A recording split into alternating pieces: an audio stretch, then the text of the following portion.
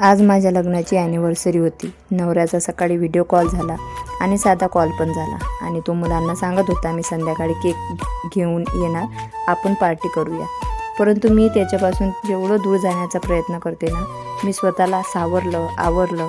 परंतु या मुलांसाठी असं वाटते या मुलांना बापाचं प्रेम हवं आहे आणि एका बाप लेकाची ताटातूट कसं काय करायचं।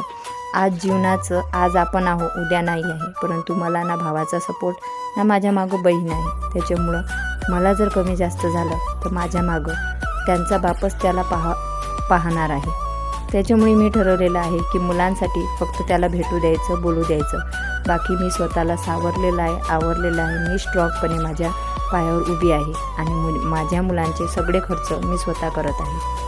त्याच्यामुळे तुम्हाला कसं वाटत आहे ते नक्की सांगा। शेवटी ॲनिव्हर्सरीच्या दिवशी पण तो आला नाही, कारण त्याला सुट्टी भेटली नाही आणि मला पण खूप छान वाटलं की तो त्याच्या कामात सध्या दंग आहे आणि मुलांसाठी थोडं का होईना तो पैसे देत आहे। तर खूप कठीण आहे हा काळ, परंतु हा काळ पण जाणार, कारण चेहऱ्यावरचं हसू सर्वजण बघतात, मनातलं दुःख कोणी नाही। बाकी तुमचं काय मत आहे नक्की सांगा। भेटूया